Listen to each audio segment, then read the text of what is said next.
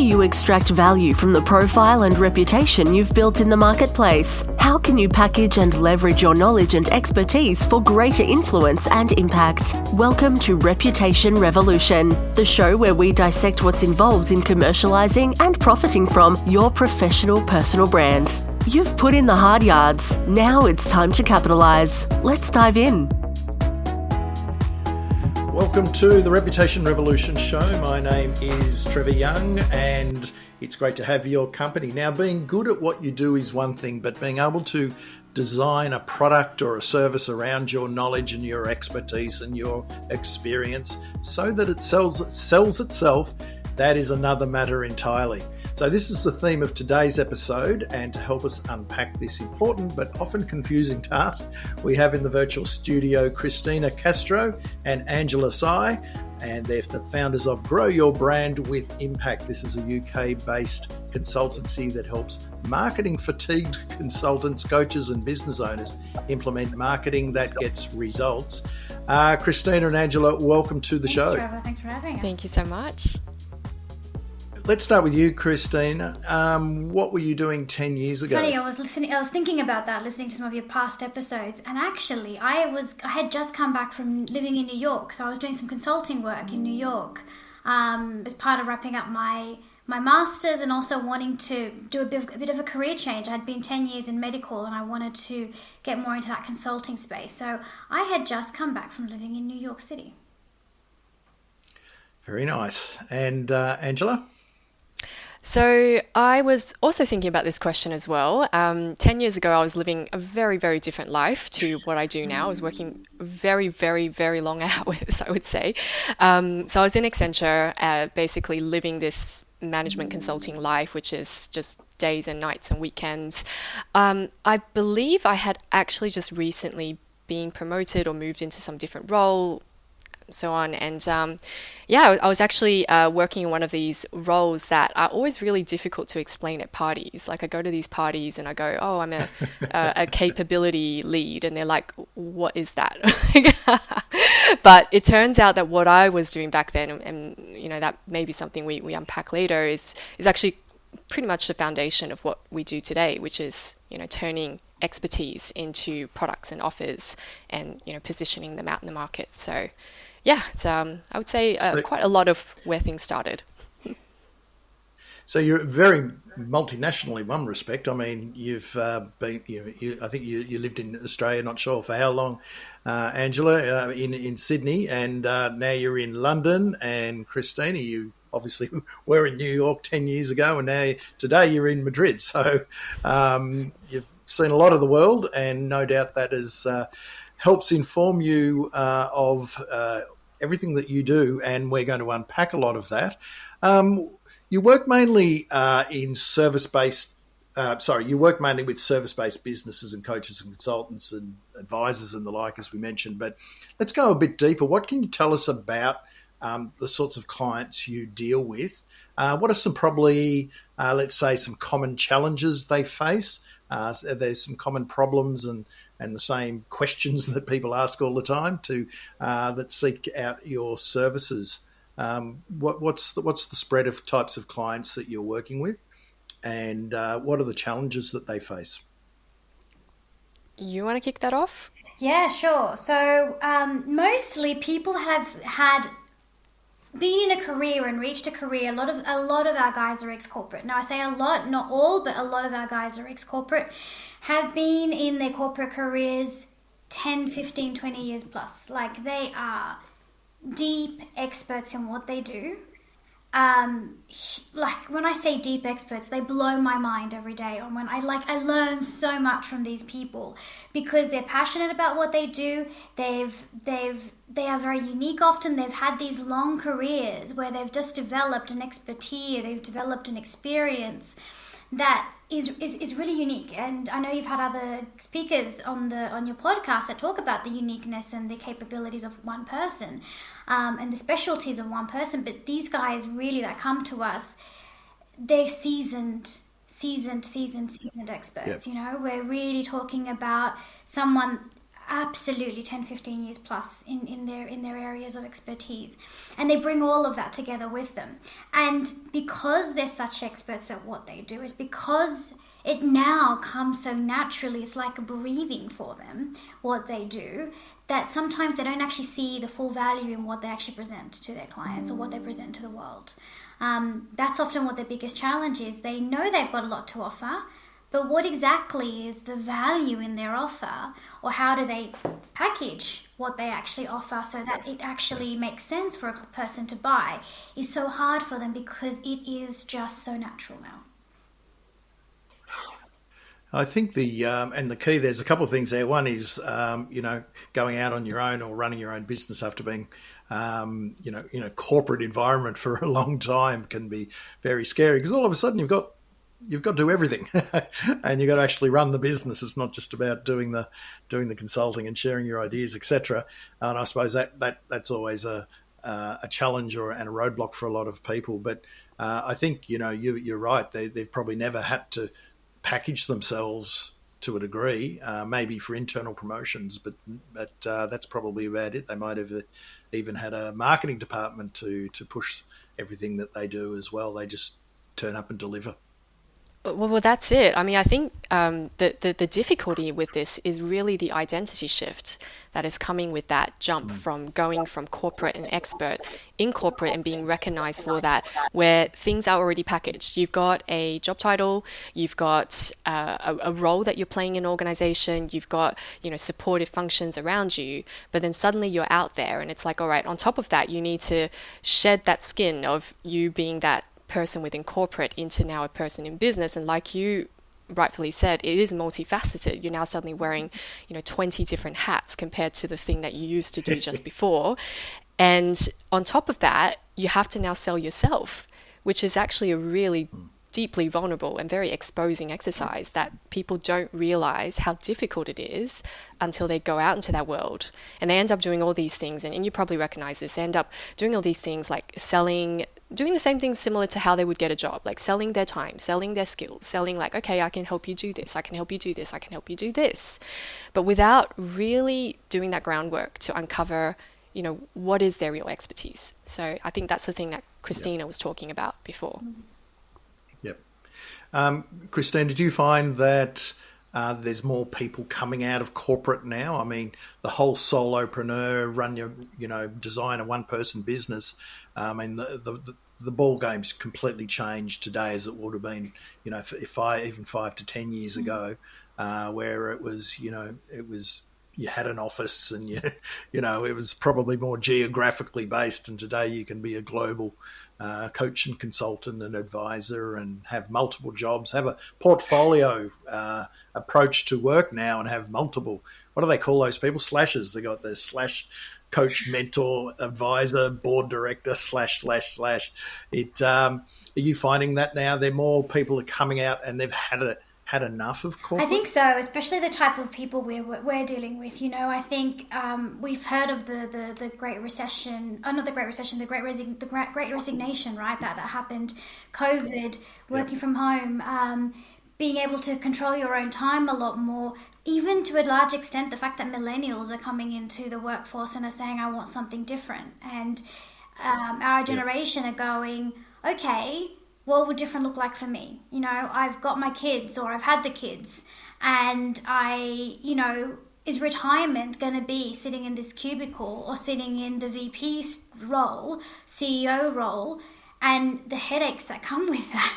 If I'm going to do that, am I going to do it for myself, or am I going to do it with my teammates that are here? So I think it's definitely something that I think is happening more and more. But I think it's something that a lot of us, we've always known about the midlife crisis. I feel like it's always been a part of it. It's just that before midlife crisis meant get a Lamborghini, get the latest Ferrari, and now it means, I want to be my own CEO. True, true. Now we're going to chat a lot about offering or an offer. It could be a product offering, it could be a service offering. But just to kick us off, Angela, let's break it down. We're talking offers. What does that mean? What sort of offers are we talking about here? Yeah, all right. So what does offers actually really mean? That's a really great question to kick this off. We find that there's a lot of misconception when it comes to the word offer.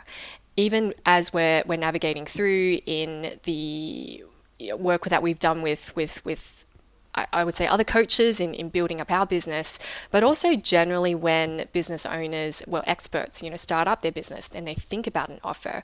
And I recently, it was a while ago now, I put out this poll on LinkedIn and I asked the question, like, what do you think offers are?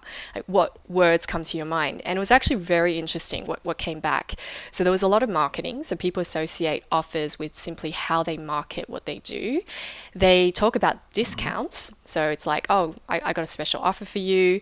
They talk about Oh, yeah, of selling. course. Yeah, so selling, like proposal. Yeah. Yeah, by the way, that was something that came up recently. People are like, oh yeah, I forgot that word associated with offer, just because in the current online business landscape, there's so much of this being thrown around. So for us, the word offer really is actually quite simple. It distills down to being super clear on what it is that you do, what it is that you do, and why people buy you. And those are ultimately the two simple questions that sound very simple, are very Yep. fundamental. Most people think they know, but when we ask them, and even interestingly enough, when we speak with very established businesses and we ask them these simple questions, they aren't able to really distill that. So they talk about services. Oh, we do this, we do that. Let's say you're an accountant. Like, okay, we do accounting for companies. We help them file tax reports and all of this stuff. But then you ask them the question, okay, but how are you actually different to every single other accountant that's out there? I mean, that was something which came up again with like in the consulting space, because that's really more where we work versus service, which is accountants. So we worked with this hyper automation company, and they had an ambition that they wanted to become regionally for where they were based. They wanted to become the number one hyper automation company. And I did a search on Google. I just searched for hyper automation companies locally, and I was like, massive pages and pages and pages on Google search. I'm like, okay, but how are you different to all of those? And they can't answer it. So it's distilling that. I think a lot of that comes down to having clarity around, the reasons behind why they got into what they do, but also these like unique factors that make them really special, make them really unique. And I know, Trevor, that you've also had people that do similar things to what we do in this space, like help people with their offers, help them distill their expertise, turn that into a business. I mean, your entire podcast is about that, right? Like, how do you monetize knowledge? How do you turn that into a personal brand? But the way that is being approached, the angle of which that is being approached, and the specific outcome is going to be different for every single business, every single expert that enters into whatever space that they're in. So that, for us, is really what encompasses the offer itself. And it's hard. It's hard to distill that because there's a lot packed in. How do you distill that? And do you find that, and open to both of you, but do you find when, the transformation that clients have got, that when they are clear on these things, and we'll unpack it even further in a minute, that it's easier to sell? Is it easier for them to sell, or is it easier for others to buy, or are they probably the same thing to a degree? People gravitate to your clients then because they understand who they are, what they do, what they're selling basically, and they resonate with their positioning and story. 100%. I'm a big foodie, okay? I always talk about food, so you're probably going to get a million metaphors about food. But it's like you get very hungry after this podcast. It's like when you talk about your favorite restaurant, right? When we talk and when we want to share with someone an amazing experience we've had at a restaurant and the food we've eaten, the passion in which we talk about it, the way that we make the other person salivate and go, I want to come with you to that restaurant, I want to go and book my next meal at that restaurant, that becomes the people's offers. And they're no longer selling for selling.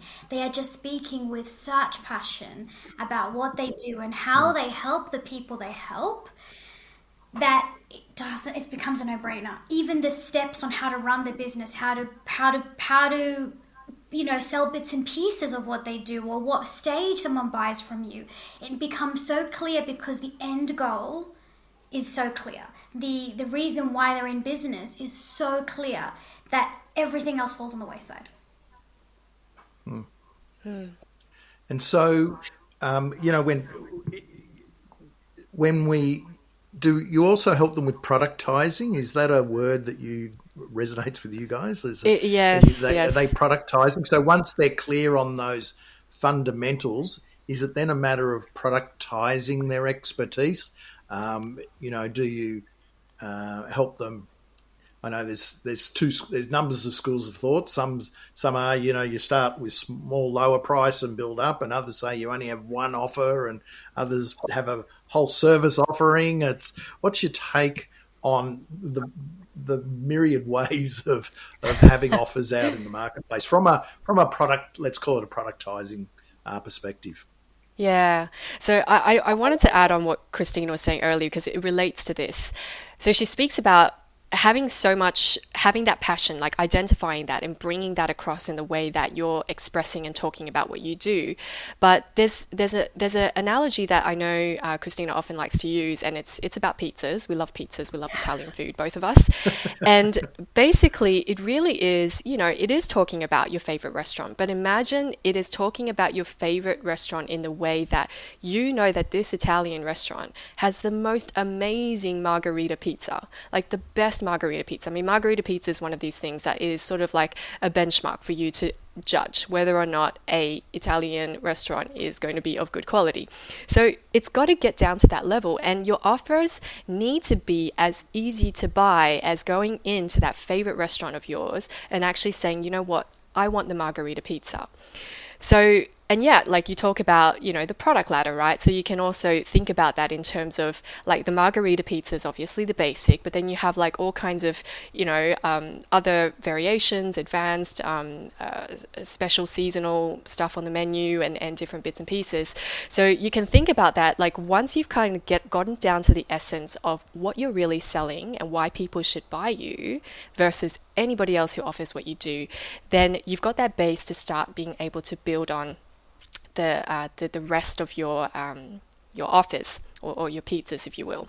So I think our our particular take when it comes to productizing is, firstly, people go about it all wrong. They go about it outside in. And that is very similar to how they typically think about expertise and monetizing expertise when they leave corporate. They again go outside in because that's what we're used to. We've gone through our entire careers being packaged by someone outside. Someone's determined our price because they've made us a salary offer. Someone's given us a job title, and we work in an organization within a certain department and performing a certain role. So all of these things are external. People go into business and they do the same things when it comes to, productizing their expertise. They package that into packages that are related to usually a division of time and deliverables. That's ultimately what we typically see. So people go, okay, I've got my bronze, silver, gold package. Or they say, okay, I'm going to give you, if you're a coach, they'll say, okay, I'm going to give you, 12 weeks, 6 weeks of coaching to get you to where you want to go. Or they'll say, okay, I'm going to get you, this particular outcome, and the outcome is going to be roughly like small, medium, large. That's roughly what we typically see people do when they approach productization. So we approach the angle of productization very differently because we go inside out.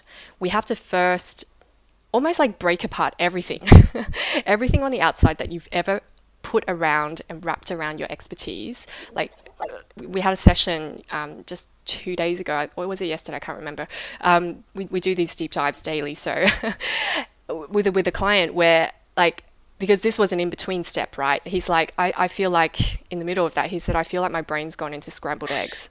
Because it really has. It's just you come in with such a clear idea of what you think you're selling, and then when you actually break it all apart, you're like, oh, wait, okay, now I need to find my footing again. But once it's actually broken apart, that's when we can start to really identify the essence, like find that margarita pizza, that essence, that thing that makes your margarita pizza so special. And then once we've got that base, we can start to put it back together again. And the way then you productize or you build up your product ladder then becomes very different compared to when you have gone the outside in approach. Right. It's interesting. The pizza analogy just takes me back to when I was running an agency, and you do the big pitch, and you'd have three options often for them, and we used to do the one with a lot, capricciosa, and I think a margarita down the bottom. So we all even used to have pictures of them, tacky as, but. Good to see that the analogy holds strong, and that also takes me to, a lot in consulting world, as you well know, coming from that background, and that's been pretty much most of my professional life is in consulting. Sometimes, you get a brief in some industries. You get a brief, or someone's got the problem, and then they need a bespoke approach for that. That's hard to productize. It is. Very hard. It is. But often, and that's where I think being able to really understand the essence of your expertise, you can guide them one way or another. If they're coming to you because you're an expert in an area you do, then they want your opinion. They don't know what the problem is often. They think they know. What they know are the symptoms. What they know are the things that they are experiencing. They don't know the expertise that you have, and that's why they're paying you to come in and fix it. So yes, they will want a bespoke solution. Every single person, every single company believes they're unique, right? And they are. They absolutely are. The difference is your expertise are helping you in one particular area. Say you're an expert in something around sustainability. We had this, again, we're just going to use a lot of conversations of we've used for other clients. One of our clients said, well, what if they just want something really basic from me? And I said, well, then just tell them to cut their bins by half. There you go. You've already cut your waste by half. Does that mean your waste has actually been cut by half? No, it doesn't. So it's about you guiding them to say, I hear where you're asking. From your debrief, what I'm establishing or what I'm understanding is ABC. Can we work out what's the outcome, or what are you trying to achieve, and how does it interact with your whole business, your long-term goals, all of these things? That's where you as an expert needs to step in and go, I hear you. Now let me guide you to where we should be going. Yep. So in terms of, someone's got their offer out on the table, they're running their business, they may have been running it for a while and hit a bit of a brick wall, or they might be starting, they might be changing the model. They may have been doing one thing, and, all these exciting new models are out there, and maybe instead of trading time for dollars, they're going into more digital products and group coaching and all sorts of different things, speaking, whatever it is. Often they can put people, we've probably all been there, you put something out into the market and no one bites. Is that a product problem or an offer problem, or is it a marketing problem? I guess people would get this mixed up quite a bit. Oh, Trevor, this is my favorite subject. We've all done it. That's the thing, right? There is. I feel like this is something that every business owner relates to, because it happens a lot more than people let on. Like if you go onto social media, every business is showing that they're doing well and things are going, they're busy and there's all this stuff going on, right? Nobody talks about when their launches flopped, when they've put something out there and it was crickets and nobody bought. But the reality is, I believe truly that every business owner has experienced this to some degree, and including ourselves. I talk about this quite openly on a few podcasts. where we spent, I think, about 2 months. We put all business development activities on hold. We're like, oh, we're going to go and build this like perfect product, and this is going to be like the flagship thing. It's going to be so good. And we had a whole team behind it. At that time, we were running an agency ourselves, and we had like a team of 4 or 5 people in the core team. And, we had like a content calendar. We were going to launch. We had all these beautiful assets created and different things. And we launched it out there, and it was crickets. That was really painful learning. Never, ever, ever put your business development and sales activities on hold as a business owner. That's just not smart to build products. But anyway, coming back to that question in terms of, like, is it a product problem? Is it an offering problem? Is it a marketing problem? So we actually started off our business, like I said, we had an agency that we ran for about 3 years. And that agency did quite well. That was, let's say it was a pretty solid business that we were running at the time. Our team had grown. It was at first myself as a solopreneur, then Cristina came on board, and we expanded the team. We had about 4 or 5 members, and that extended later on into extended teams, so like 8 and 12. So on the outside, it looked like it was doing really well. But the reality was on the inside, in order to be able to get to those results, like there was so much that actually needed to happen. And we were working primarily with coaches and consultants that were looking to launch their offers out there. And basically, we did everything. Like I use this image a lot in when I do talks, which is basically like a massive stack of pizzas. As you can see, me and Christina clearly love pizzas. But that's exactly what we were doing. We were doing everything from that initial, identifying what they sell, why people should buy you, all of that foundational work. Then we would do the branding, we would do how you're presented on social media, and then we would design the campaign strategy. We would implement the tech stack, implement the campaign, do all the graphics, create all the copy, do the advertising, implementation, do the monitoring and analytics, feed it all back. So we did the entire thing end to end. That's why we had such a big team, because obviously not a single person would be able to just do all of that themselves. Yeah.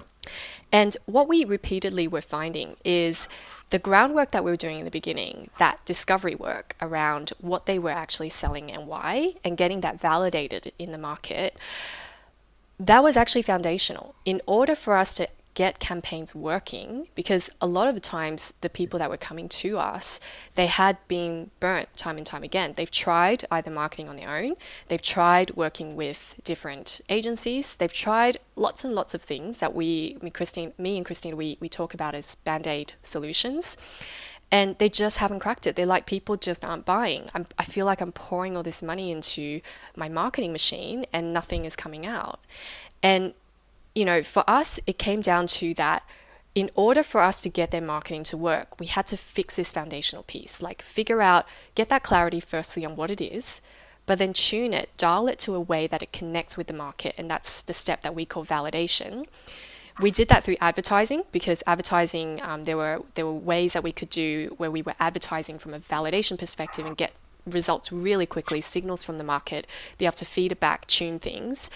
But what we realized is, rather than now doing it through advertising, which is 2 years ago, Christina and I pivoted to focus purely on offers. We basically scaled down, let go of the agency business completely, just to focus on this first piece, because we saw it was really the piece that was going wrong in so many cases.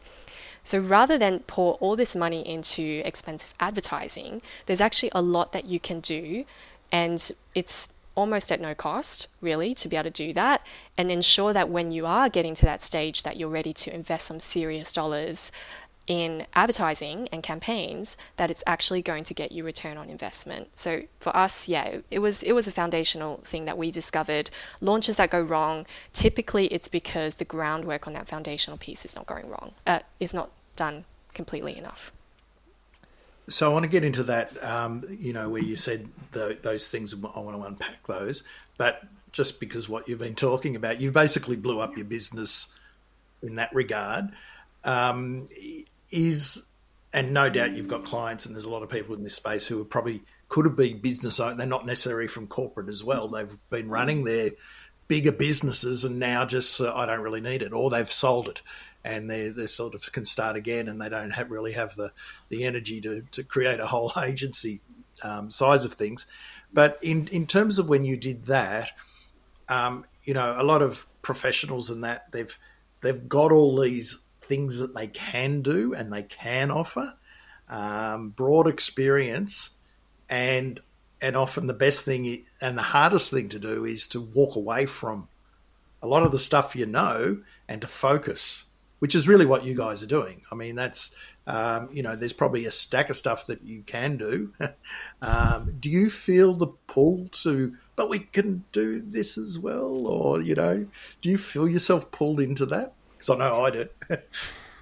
I would say what we've discovered is by doubling down and doubling down and doubling down and doubling down on one specific expertise, it actually enhances everything else you've known in the past. It just becomes clearer and clearer and clearer. It's like getting really, really, really good vanilla essence. You can let it simmer and you've got vanilla essence as soon as you start cooking it. But if you let that brew and brew and brew, you get this richness. You get this strongness and ability, and people then will come towards that because it's so rich, because it's so distilled.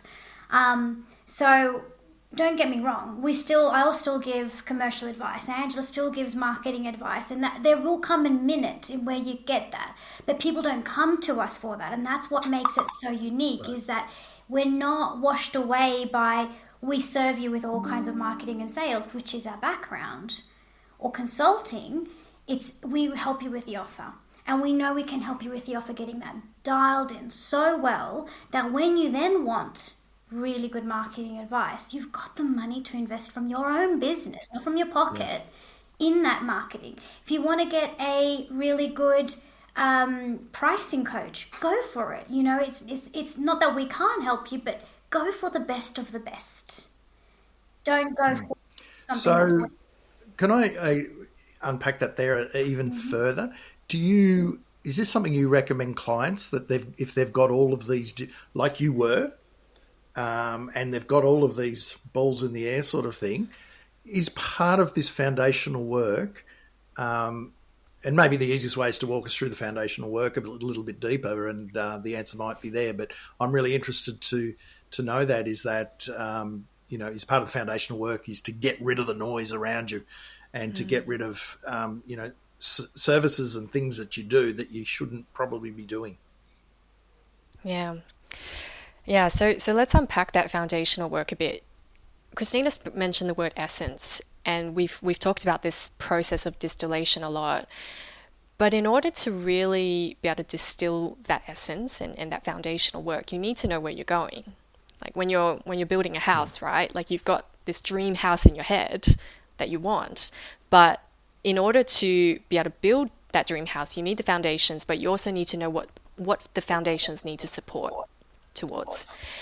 So we work in a 4-step process to be able to get people through that foundational piece and make sure that they're on their way to be able to monetize their expertise, to launch their offers out there, and to get that return on investment that they can bring back into their business and keep refining and keep building from there. So the 4-step process, I'll just walk through that really quickly, is it all starts off with a step that we call envision.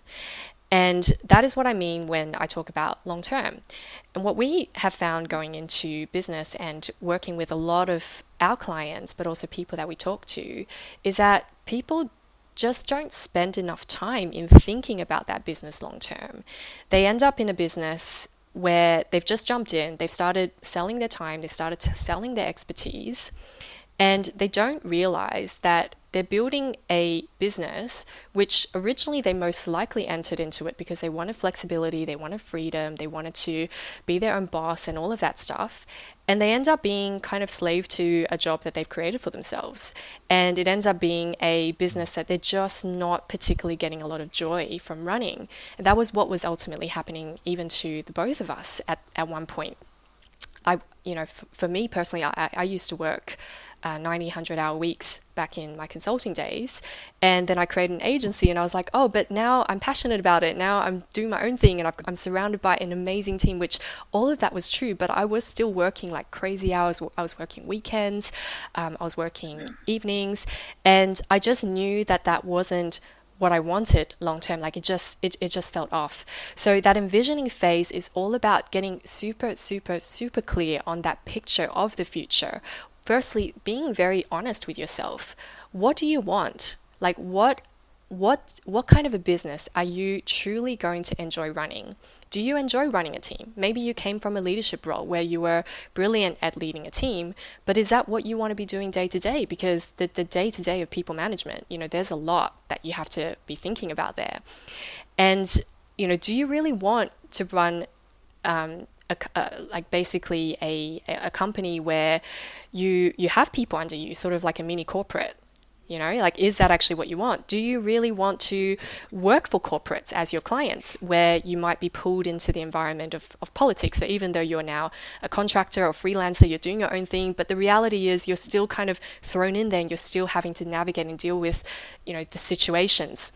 So is that actually what you want? And being truly honest with yourself with those questions. But then also using that envisioning step to start really, once you're clear on those fundamental questions, start to paint the picture of the business that you truly want. And this is where I speak about that house. What is that dream house? Like, what does that actually look like at the end of the yellow brick road when you've got the Emerald City and, your version of the Emerald City? Like, what does Emerald City look like for you? What is that destination? So that's the first step. And that's a big part of the foundational step that we focus on. And we've realize that every time we start working with people and they come in, they're like, oh, I want to launch next month. And we're like, yeah, it's possible for sure. But that groundwork, if they try to skip past that, or they try to go too quickly, or they are focused too much on the launch deadline, and we like Christine and myself are very results oriented. So we tend to, if they want to go fast, we're like, all right, we're going to move fast with you. But we've realized that if we don't challenge them enough, that few steps down the line, they end up having to go back because that foundational work wasn't done right in the first place. So that foundational work, that's usually the playing ground where we then identify the starting point. Now you know what Emerald City looks like. We start to paint out, okay, what's going to be the yellow brick road to get you to Emerald City? And that usually starts with identifying what that starting offer is, which is the step we call hypothesis, which is the second step. That's where Cristina comes in with her commercial background, and also her background. She's been about 20 years or so in sales and commercialization, and she's really looking at it from the angle of, okay, if I'm going to be selling you, like, how would I sell you? What's the angle? Where do I go in? Like, what's the kind of strategy of attack, if you will? And that's a hypothesis phase. So it is a hypothesis, but it's going to be like a very well dialed in hypothesis based on all the data that we've, been able to get up until now, both from yourself, but also from the market. And then we move into validation, which is then where we start to, do that connection point with the market. And then the final step, at the validation phase, you will have already gotten proof coming in through, having sales coming through of the thing that you really want to sell. And then that then moves into that last phase, which is how do I refine, how do I scale, and how do I go from here? Which is at that point that you're actually ready to start investing into campaigns. Am I missing anything here, Chris? No, that's it. I think it is this whole, seeing where you want to go. And from our perspective, and like Ange said, there are so many people that do similar things to us and do a vision board and do all of those things. But our perspective is, let's do your vision board so that from there we can extract what are the offers you're putting on the table to get you to that vision. And so there was the envision to set it up so that people are clear, your clients and the business owners are clear in their head. The second one was stress testing it, I suppose, is the hypothesis. Hypothesis, yes. Yep, hypothesis. And the third one being kind of validation is, so it's out in market, you're testing it. So is the offer being created in the hypothesis side of Created things? throughout. It's not created in one solo piece, and that's the thing. Right, Because in the hypothesis, we're in a vacuum, right? It's just us discussing at that point in time. From the right. person's Gotcha. expertise, I believe and I know XYZ about my market. What we believe and what we know isn't always what the market reacts or thinks. So once we go into validation mode, often things pop up that we weren't expecting. I call them the black swans. You Right. know, we go into the field, we have a look, and all of a sudden there's all these black swans. And we didn't expect black swans, we expected white swans. So what do we do now with those black swans? How do we integrate that into the vision and what we know and what we don't know? So it is created throughout that process. I wouldn't say one step creates it all. Right. Okay. And can you walk us through a bit more on the final one? What was the sort of the heading of the final one? So the four phases, just to go through again. So we've got the envision, we've got hypothesize, we've got validation, and then we've Yep. got refine and scale. So refine and scale Yep. is at this point is it's kind of a bridge step into the next phase, which is much more around how do I, start to really bring this to market in a more scalable way. That's when you can start thinking about those things around like campaigns, like you said, investing in marketing resources, investing in potentially outsourcing part of your sales. But before that, you definitely want to, make sure that you're doing that groundwork to firstly get that clarity, but also then get that clarity connected with the market to identify what's the right angle, what's the right hook. But yeah, that refine and scale piece is, I mean, that bucket, it's hard for me to put a bullet point of what actually sits under that because it really is different depending on the business and it looks slightly different. But it broadly is looking at the sales process that you've um, okay, let me take a step back because I'm starting to use some complicated concepts here. But okay, so I think that the best way for me to really explain this is that the way you market what you do has to be mapped with the way you sell what you do. And that was a massive realization for me. So my background, I come from a marketing background. Christina comes from sales. And so between the two of us, you'll often see this dynamic that you see played out on a larger scale in big organizations because marketing is always like kind of going head to head with sales and we don't understand each other's world. When Christina first joined forces with me in business, we had a little bit of that head to head because we didn't really understand how we were seeing the business, how we were seeing things. But it clicked for me one day when I was like, oh my God, I've been thinking about this all wrong. I'm thinking about how to market us, but I need to start with how we're going to sell us, how we're going to sell what we do. Because the way your marketing is only ever going to be a support to that process of ultimately leading someone from first knowing who you are to being interested in what you do to actually being convinced that they need to work with you to ultimately buying what you do. And that sales process is going to look slightly different, well, or very different, depending on who you are as a person, who you are targeting, not just like demographics wise, but also how they work psychologically, like how do they psychologically buy? Yeah. And Yeah. that is going to then feed into the way that you're actually selling what you do. And that process is ultimately being worked out during the validation step. So you're not just validating what you sell. I'd say there too that depending on the customer journey, how long and convoluted it probably is, whether you've got a complex product or service that you are selling, whether it's B2B or B2C to a degree might change the ball game a little bit. Yeah, so there is 100%. a fair bit. And how aware are they? Yeah. You guys 100%. know this in marketing. It's something you guys will talk about all the time. How aware are they of their problem versus how aware are they of the solution? If they're solution aware, are you dealing with more differentiating from your competitors? Or if they're problem so unaware that you're doing educational pieces right at the beginning? I haven't heard it talked about in those terms, but you're right.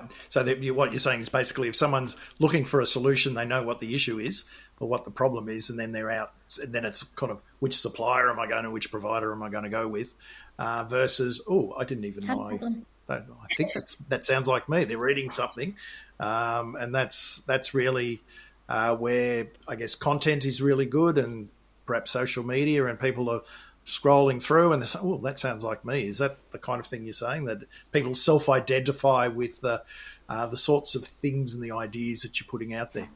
Yeah, it's a self-identification, but it is also how you actually move them along on that process. And until you've actually gotten that clear on what that uniquely looks like for your business, it's hard to wrap around what the refine and scale piece is going to look like, because that is going to be ultimately, how do I systemize this? How do I bring this to scale? How do I get this in front of a broader audience following the same simple recipe that you've been able to get clear through that validation process? So while you've got I guess a framework, for want of a better term, that locks everything else in, there's a lot of wriggle room in terms of the Very much. it's everyone's different. Every business owner is different. Every set of expertise they've got, all their goals are different. So there's a fair bit of bespoke work that goes involved in that. That feels like a really nice, just coming at just from this brief talk we've had, that coming at it from, rather than I've got all these services and which one do you want, which is probably most service providers to a large degree, most consultants at least, to packaging something down to the nth degree, and you buy this and you buy that and that's all you're getting, and it's kind of, particularly if it's digital, that's pretty much all you're getting, to something where you've sort of productizing it and you've nailed it down, as we'd expect offer coaches to do, to have a strong offer. But there's the I guess the wriggle room in between those bumper bars, to allow you to go deeper with your clients, to so they get the transformation that they want. Absolutely. What I often say, coming back to food analogies, is we've got the recipe. The ingredients are coming from you. And because the ingredients are coming from you, and often your own backyard, they're going to be unique. The outcome of that recipe is going to be only yours and yours alone. There's no one that's going to be the same. Awesome. So thank you very much for your time. I very much enjoyed this conversation, because, as I said at the outset, it's something that everyone faces, so there's a definite need there. But I've also loved the story of how you guys have done it, and to hear how you're working with your clients, but how you blew up a bigger business, and to focus. And if it's one thing that I'm seeing a lot of now, and I think particularly when people are shrinking their businesses sometimes to become more profitable, because you can have a reasonable big business and not make profits, and you can be small and tiny and micro and have a lot of profit and be very, well into the seven figures. So, which again is something today that is much easier to do today with all the technology and the platforms and everything we have at our disposal versus 5 to 10 years ago. So it's been great to hear how you've done that. How do people contact you if they're interested in anything further or connect with you? Where's the best place for them to find you on the interwebs? So we're mostly LinkedIn ladies. Like, we're always on LinkedIn. You can find us through DMs or directly. And when you speak to us, you speak to us. There is no bots. There is no other thing in between. There's definitely, you come straight to us. We want to make ourselves as accessible as possible. So we often run LinkedIn Lives where you can jump in and ask us questions without having to do anything more than just jump on LinkedIn and join in our conversations. We try and make it as easy as possible to come in and contact us and work with us. But as you know, you've also got our webpage and our social medias, but LinkedIn is where you'll generally find us. Not 24 hours a day, because we work a 15-hour work week, but quite often at a time. Fantastic. Any last tips for people who are solopreneurs, consultants, coaches, running their business, stuck? They're stuck. They're not selling what they should be, and their head's spinning, and they need to take a breath. And aside from getting in contact with you guys, what's some things that they can, headspace-wise, get their head around? I mean, there really is so much. But since we did speak a lot about... It's a tough question, that one. It is. And since we did speak a lot about foundation work during today, I'd say actually just go back to having a real reflection moment on those fundamental questions that I was asking and I was sharing when we were going through this topic on the envision step. Just taking a step back, looking at your business today and having a real honest conversation with yourself about what it is that you truly want. Like when you see yourself 5 years, 10 years, 15, 20 years down the line, doing what you do right now. Like, are you happy? Are you happy with the direction it's going? What do you actually want? Like, how many hours do you want to be working? Christina mentioned we work a 15, 16-hour work week. And that came because last year when when I became a mum, and my daughter came. I mean, I obviously knew my daughter was coming, but she also came two months early, 2 months early. So that part was not expected. And it did give me a real shock to my personal system because I was always someone that was very work driven throughout my entire life, throughout my career and also into business. And suddenly I had to realize, I had to realign what I was doing in life and how I was using my time. And when we sat down, Christina and I, and we looked at the 5 years ahead, I basically said, look, I actually only really want a business where I'm working 15, 16 hours a week. And she's like, oh my God, me too. And now both of us are mums. She became a mum 5 months ago now. Mm-hmm. And, it's because we've actually set up that foundation, like we've made those decisions, we've actually purposely turned down opportunities because everything has now been anchored to that foundation of knowing what we want and the business that we really want to build towards. So sitting down, having that hard conversation with yourself, getting clear, because that is going to make your process of building this a lot more joyful rather than feeling like you're just slogging it for some far away, distant return. That's what I would say. Chris, do you have anything on your side? Yeah. I'll just jump in there for a tick. It's if you have got a part, a lot of people have got. We're talking solopreneurs and everything, but a lot of times they're in partnerships, and what an incredible thing to go through to make sure because. Christina could have said, "No, I want to work 60 hours a week," and that would have been a lot of fun. No, I want to do 15. No, I want to do. How about we do it in the middle? No, that won't work for either of us.